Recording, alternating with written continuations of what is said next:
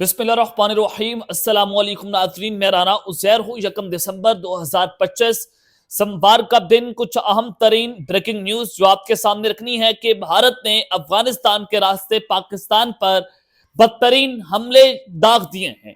भारतीय फौज की किस तरह से एंट्री हुई है और दुश्मन अफगानिस्तान की सरहदों से पाकिस्तान में घुसने की इस वक्त जिस तरह से कोशिशें कर रहा है, तो ये अटैक्स जो हैं उसके हवाले से तमाम तर तफसीलात आपके सामने रखनी है कि क्या भारतीय फौज अफगानिस्तान की सरहद के ऊपर आन पहुंची है और भारत का अफगानिस्तान के रास्ते पाकिस्तान पर अटैक होना और कल रात को दो लगातार हमले जो हैं वो जनाब होते हैं बलूचिस्तान में। अब उसके बाद एक और बड़ा हमला हुआ है, उस हमले की तफसीलात आपके सामने रखी जाएंगी कि उसके फौरी बाद पे अचानक पाक फौज के तोपों ने, उनके मिसाइल्स ने, उनके टैंकों ने जिस तरह से आग बरसा कर रख दिया है और भारतीय हमले को चीर कर रख दिया है, भारतीय हमले को किस तरह से नाकाम किया गया है, इस हवाले से भी कुछ इंपॉर्टेंट डिटेल्स, बमा हकाइक और बमा सबूत।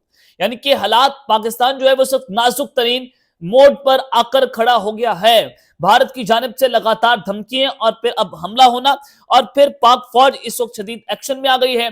सरहदों से क्या खबरें आ रही हैं और लड़ाई जो है वो शिद्दत इख्तियार करती हुई दिखाई दे रही है, इस पर बात करेंगे। लेकिन आगे बढ़ने से पहले मेरी आप सबसे दरख्वास्त होगी कि आपने इस चैनल को लाजमी सब्सक्राइब करना है, वीडियो को लाइक करें, शेयर करें, कमेंट सेक्शन में आपने पाकिस्तान जिंदाबाद का नारा कमेंट में जरूर करना है।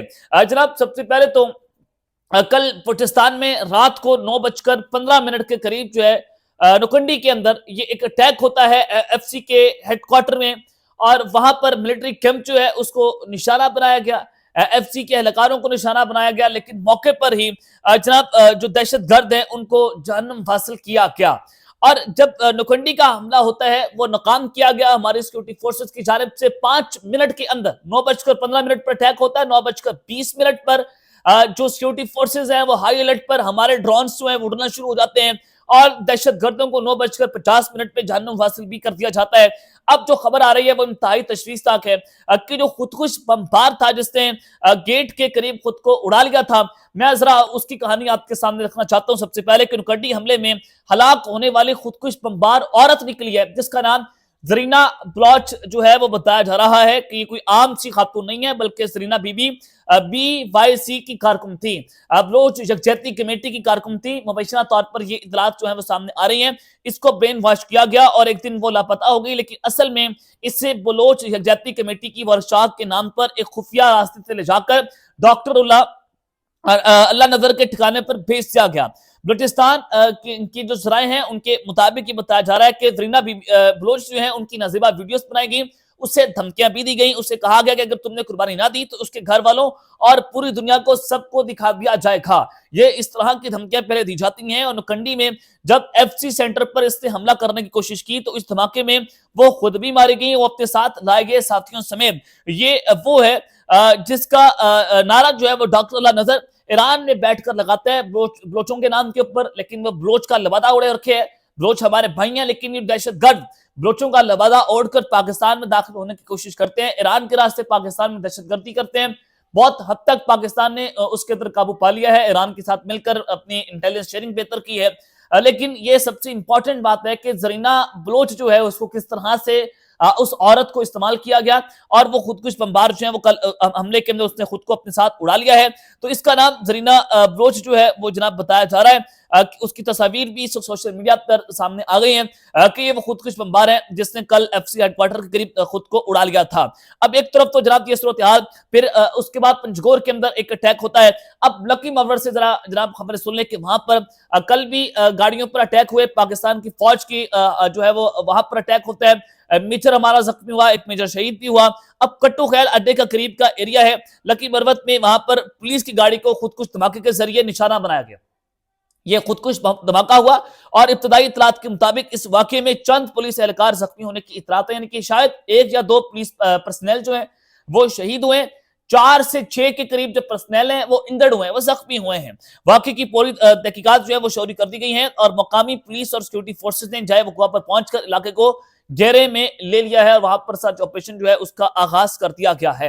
यानी कि रोजाना की बुनियाद पर पाकिस्तान पर हमले हो रहे हैं और इसमें इंपॉर्टेंट बात, पुलिस वैन्स जनाब आर्मी व्हीकल्स, पाक फौज और सिक्योरिटी फोर्सेस की गाड़ियों को निशाना बनाया जा रहा है, एफसी हेडक्वार्टर्स को निशाना बनाया जा रहा है, और ये इस तरह से निशाना बनाया जा रहा है कि पाकिस्तान और अफगानिस्तान की सरहद से जो खुदकुश बमबार हैं वो दरअंदाजी करने में किसी हद तक कामयाब हुए। 12 से 14 के करीब ये खुदकुश बमबार पाकिस्तान में दाखिल हो चुके हैं, जिसके बाद केपीके और पंजाब की सिक्योरिटी है उसको मुकम्मल तौर पर हाई अलर्ट पर कर दिया गया है कि ये किसी बड़ा तूफान पैदा कर सकते हैं, बहुत बड़ी तबाही पाकिस्तान में ला सकते हैं। तो उसके लिए हमारी सिक्योरिटी फोर्सेस, इंटेलिजेंस एजेंसीज मुकम्मल तौर पर हाई अलर्ट पर हैं और अपने टैंक्स, अपने तौब, अपने मिसाइल्स तमाम तर उन्होंने हसास तरीन मकामात में और सरहदों के करीब से उनको तैनात भी कर दिया है। ड्रोन इस वक्त पाकिस्तान के एक्टिवेट है, हमारा डिफेंस सिस्टम इस वक्त मुकम्मल तौर पर एक्टिव है। जो आपको मैं खबर दे रहा हूं कि इस वक्त ये सूरत हाल है। दूसरी जानिब जब आपको मैं कह रहा हूं कि बदतरीन आग भड़क उठी है और अचानक पाक फौज की तोपें, मिसाइल, टैंकों ने इस वक्त आग बरसाकर रख दी है। एक तो मुकम्मल ये तफसीलात मैंने आपको सामने रखी है कि सरहदों के ऊपर पाकिस्तान की फौज मुकम्मल तौर पर हाई अलर्ट पर जा चुकी है। अब जो खबर आ रही है, एक तस्वीर भी सोशल मीडिया पर सामने आई है कि पाकिस्तान के जो टैंक्स हैं वो अफगानिस्तान के बॉर्डर्स पर जाते हुए देखे गए हैं, और जबकि पाकिस्तान की फॉरेन मिनिस्ट्री की जानिब से यह स्टेटमेंट भी जारी कर दी गई है कि अब अमली तौर पर अफगानिस्तान और पाकिस्तान के दरमियान किसी भी किस्म का सीज फायर मौजूद नहीं है, क्योंकि अब उनकी सरजमीन से पाकिस्तान पर धड़ाधड़ रोजाना की बुनियाद पर हमले हो रहे हैं, तो सीज फायर तो हो गया है खत्म। लेकिन सवाल यह है कि पाकिस्तान इस पर रिटेलिएट क्यों नहीं कर रहा। मुझे सबसे ज्यादा गुस्सा इस चीज का है कि पाकिस्तान सोच क्या रहा है। जाहिर है पाकिस्तान कुछ ना कुछ तो सोच रहा होगा, हमारी सिक्योरिटी फोर्सेस तो कुछ ना कुछ तो देकर करेंगे, लेकिन एयर स्ट्राइक्स फौरी तौर पर होनी चाहिए।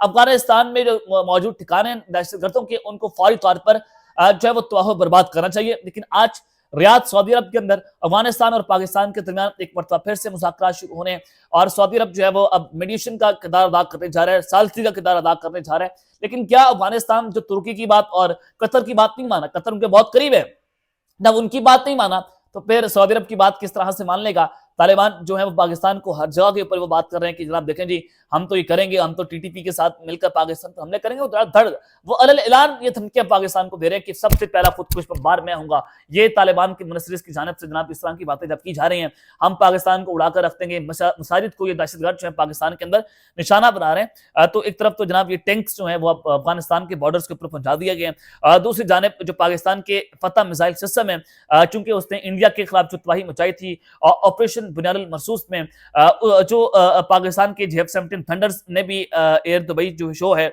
उसके अंदर जिस तरह से अजरबैजान, बांग्लादेश ने अपने जो है वो इंटरेस्ट शो किया। अब ये मल्टीपल कंट्रीज जो है पाकिस्तान के फतह मिसाइल में इंटरेस्टेड है। जो EXE 2025 एक जो है वो जनाब इसी तरह का एक शो हुआ है जिसमें पाकिस्तान का फतह मिसाइल जो वहां पर खड़ा हुआ था, और ये इजिप्ट के अंदर रिपोर्ट्स बता रही हैं कि मिस्र में पाकिस्तान के फतह मिसाइल में दिगर मल्टीपल कंट्रीज ने इसमें इंटरेस्टेड वो हुए हैं। उन्होंने दिलचस्पी का इजहार किया कि इंडिया के खिलाफ इस मिसाइल ने जो तबाही मचाई है तो हमें भी इसको जरूर खरीदना चाहिए। तो पाकिस्तान के लिए ये एक बहुत बड़ी कामयाबी के तौर पर इसको देखा जा रहा है कि जब तेजस तैयारे की नाकामी इंडिया जो है वो उसको दुनिया भर में उसका मुकाला हो रहा है, तो पाकिस्तान की जो टेक्नोलॉजी है वो दुनिया भर में मल्टीपल कंट्रीज जो है उसको खरीदने के अंदर इंटरेस्टेड भी हैं। तो एक तरफ तो ये खबर आ रही है, तो दूसरी जानिब इस वक्त पाकिस्तान जो है वो सरहदों के ऊपर मुकम्मल तौर पर हाई अलर्ट हो चुके हैं, और जितने भी ये अटैक्स हो रहे हैं भारत अफगानिस्तान के रास्ते पाकिस्तान के ऊपर करवा रहा है। वो अपनी प्रॉक्सीज का इस्तेमाल कर रहे हैं, और प्रॉक्सीज का इस्तेमाल करके जाहिर है कल भी अफगानिस्तान में 2 जो चाइनीज हैं वो मारे गए हैं, जो कि पूरे इस तरह तरीके से मारे गए। ये बड़ी खौफनाक किस्म की सिचुएशन है कि इंडिया अपनी प्रॉक्सीज का इस्तेमाल करके चाइना और पाकिस्तान पर अटैक्स कर रहा है, और फिर इस पर देखना ही होगा कि पाकिस्तान किस तरह से इसको रिटेलिएट करता है, इस पर जवाब देता है कि भारत अब अफगानिस्तान का रास्ता इस्तेमाल कर रहे हैं, अपने नेटवर्क्स उसने अफगानिस्तान के अंदर जो है वो पंजे गाड़ लिए हैं। उनके अफगानिस्तान के जो वज़ीर सरहद तिजारत है वो इंडिया के दौरे पर थे, और फिर अब वज़ीर सेहत जो है वहां पर जाएंगे। तो यहाँ से आप अंदाजा लगा सकते हैं कि इंडिया किस तरह से अफगानिस्तान में एंट्री मार चुका है, और ये जो सारा कुछ हो रहा है वो इंडिया की आशीर्वाद से ही हो रहा है, और तालिबान जो है वो उनके किराए की जंग लड़ रहे हैं, और इंडिया ऑलरेडी ये बता चुका है कि तालिबान इंडिया की जंग लड़ रहे हैं। और अजीत अव्वल की जो बयान हैं वो भी ये बताते हैं, वो कहते हैं कि तो किराए के स्पाई हैं, ये तो किराए के जो है वो जादी हैं, हम जब चाहे इनको इस्तेमाल कर लें, $20,000 अरब के अंदर ये खरीदे जाएंगे। तो वो तो ये बातें करते रहे। तो ये तालिबान की हैसियत और औकात है कि इंडिया जो है वो उनको दहशतगर्दी के लिए इस्तेमाल कर रहा है पाकिस्तान और चाइना के खिलाफ। अब तक के लिए इतना ही, अपना ख्याल रखिएगा और पाकिस्तान जिंदाबाद।